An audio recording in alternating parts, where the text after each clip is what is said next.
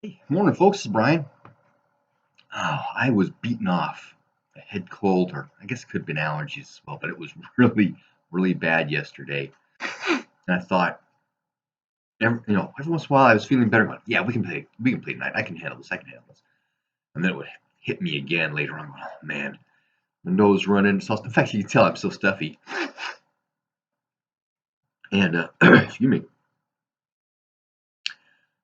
I took Sudafed, but it just didn't kick in until we got closer to actually game time, and I started feeling, okay, we can pull this off.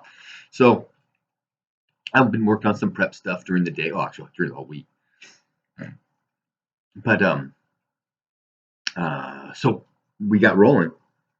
One of my players had to work, and then when he got home, he had some other issues with dinner and stuff going on, so we didn't make this session, which I guess is okay. But anyway, so the party, having reconstituted after the funeral, left Clearwine with Wellen, the Duck Scout, headed to Marsh Edge. And I've been using the Hero Quest Sartar Companion, I think it is, where they've got the encounter table and a bunch of sample encounters. And you're supposed to roll like 4 times during the day. 4 times. Yeah, during the day. I did 3 during the day and then 1 at night. One in the morning, 1 noonish, 1 in the evening, and then 1 in the middle of the night, kind of thing. And the previous session, I started rolling those, going, okay, no, end up rolling, I guess, just 2 encounters. But that's 2 encounters. No, there was more than that. There was more than that. So okay, that's where we ended the session. So during the week, I roll those up, see what they're going on, and I'm mapping out. Okay, how far are they getting during the day? And the first 3 days it's raining, so their movement is decreased, and they can get just past. What's the name of that village?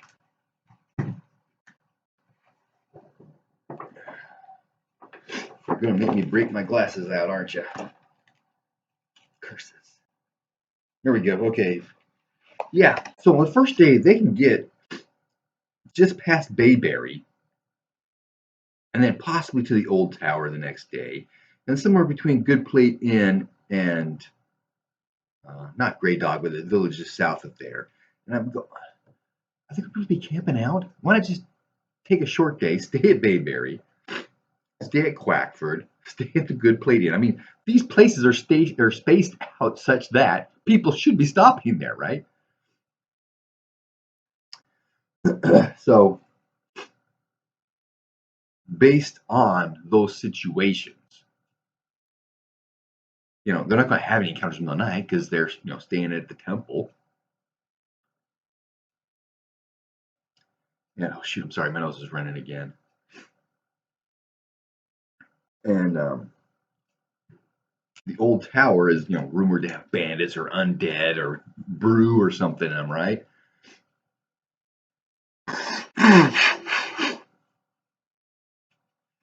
Sorry, folks. So they're not going to risk that.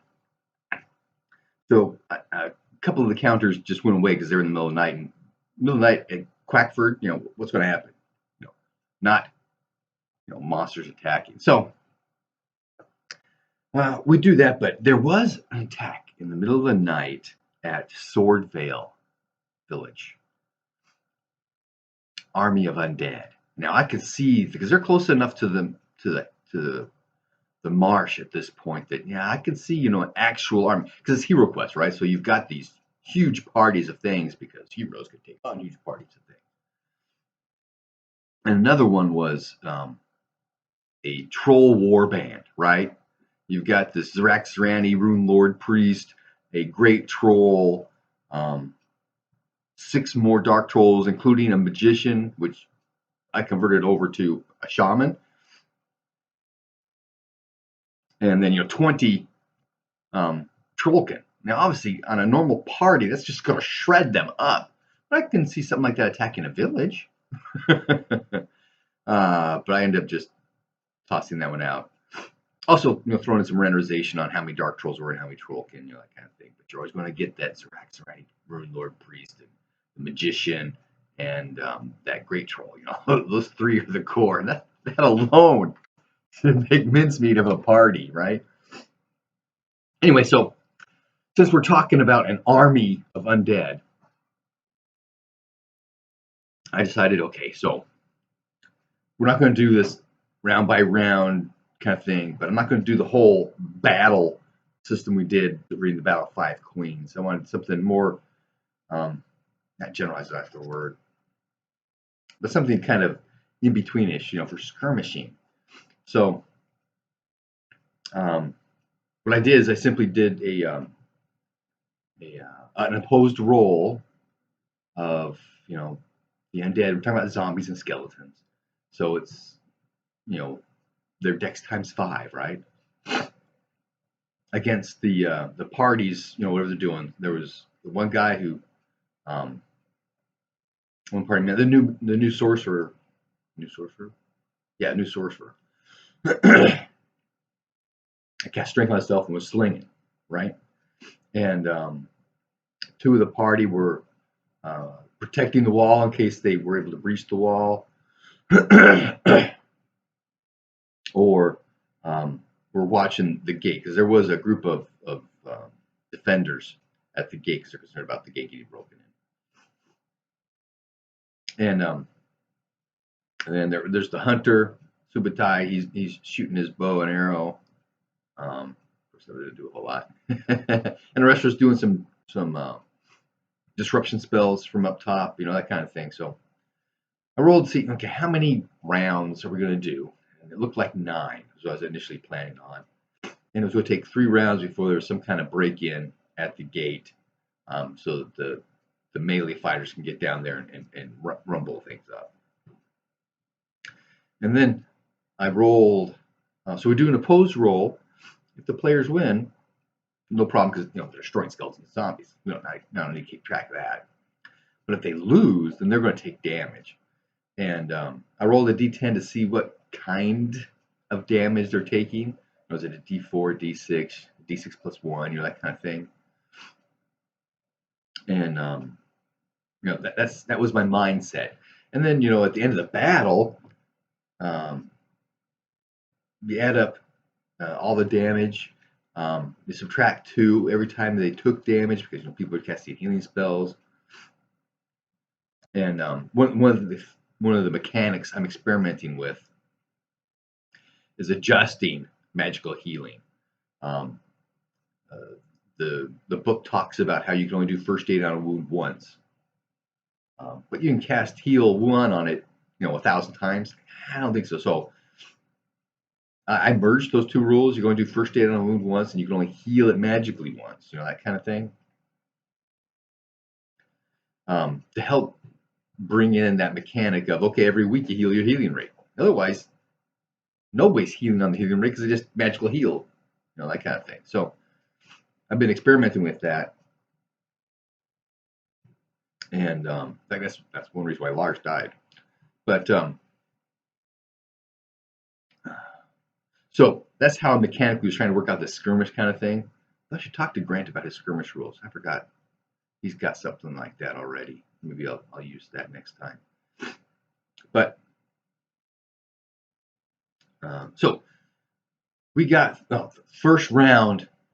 The sorcerer fumbled his roll. So a fumble turned into a crit for their side. So I rolled for how much damage they're going to do, and I rolled that damage. I doubled it, and he took 16 points of damage during that first round, right? So he's only got 14, 15 hit points. So that would have put him down. So somebody would have done some rune magic on him, kind of thing, to keep him up.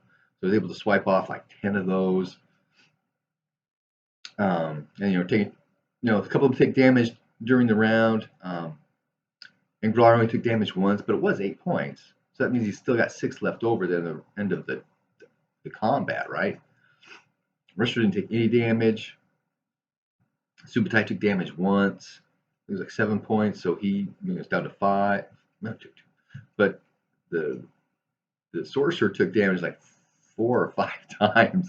But once it was just 1 point, and it was 7 on the third time, and take 2 off of that, 2 off of that. Well, it was off one, so it took 1 point, and 10 off for the first 16. But he still ended up with a significant amount of damage at the end of the whole combat thing.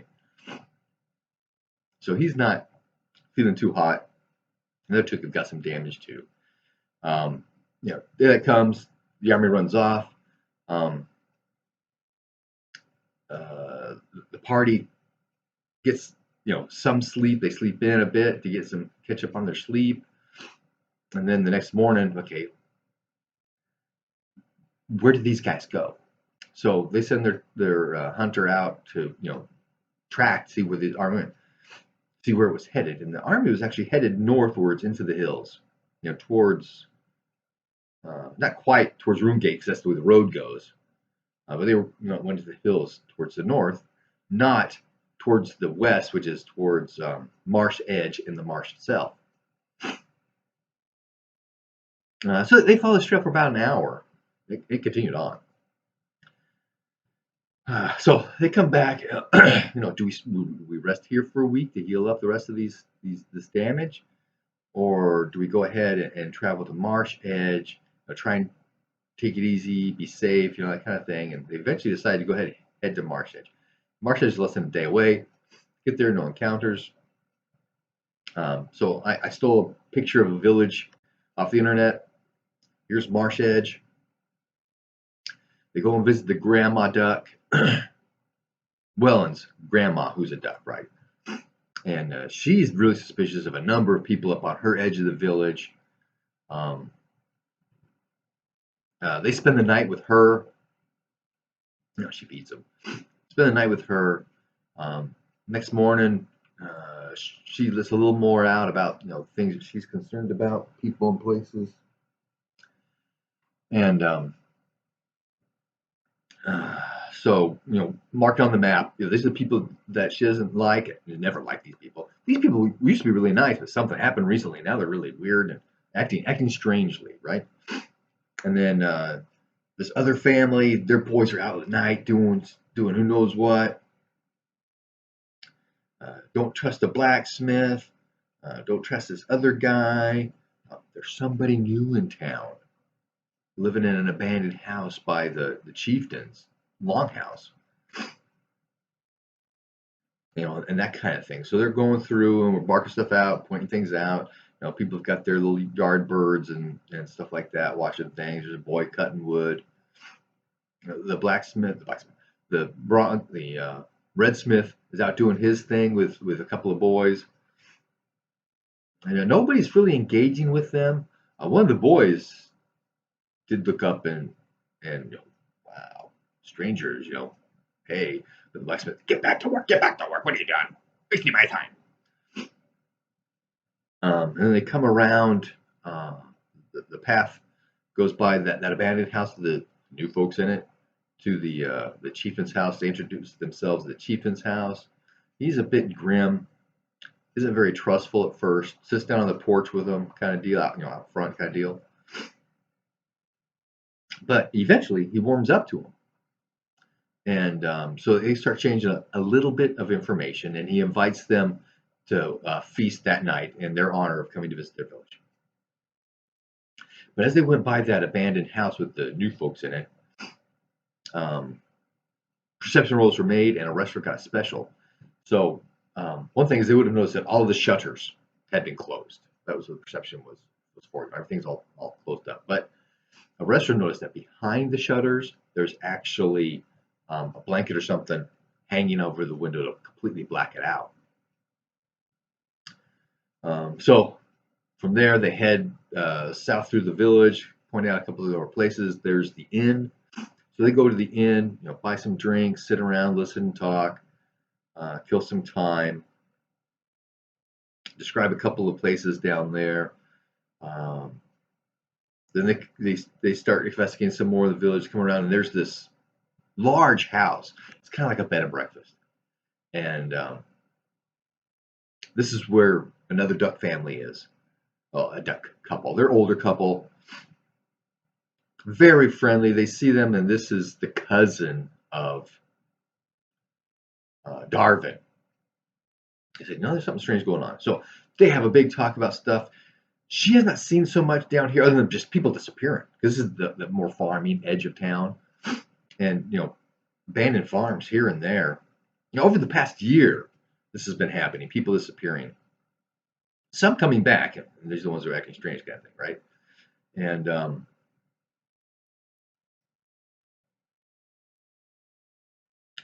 they should have mentioned something about the God Talker and the priest at the temple. Something's going on there too. But they have good conversation there. They're kind of thinking maybe we should stay here. They had already purchased rooms at the inn.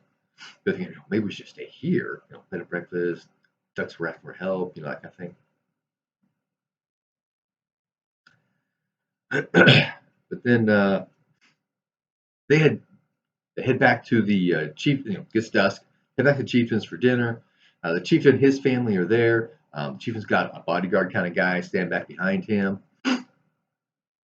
He's the only one who's all armored up, right? There are 3 of the weapon thanes of the village there. And just as things start going, these 2 dark trolls show up, a male and a female.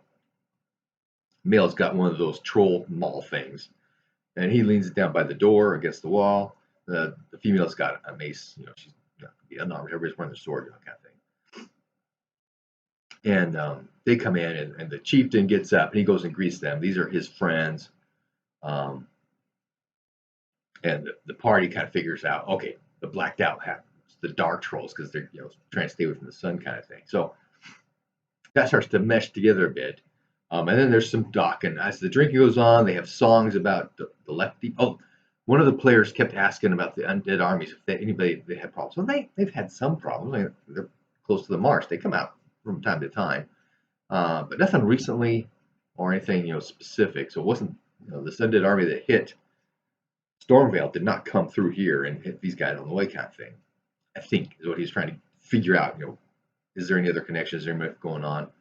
And so they start singing about some of these Delecti songs about, he's a necromancer, because the party had them roll area lore and none of them made it, so they don't really know about Delecti. So the stories about Delecti and songs and stuff going on, and I spill out some information about them in general.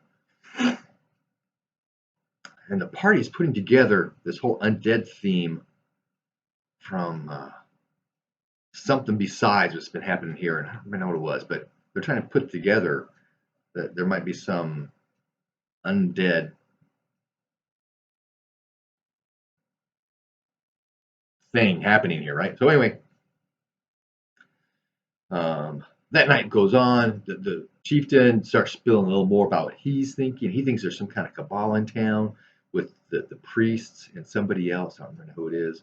One of the other people in town, either a blacksmith or carpenter or somebody around. So he sees something's going on, and he actually asked his friends, these dark trolls.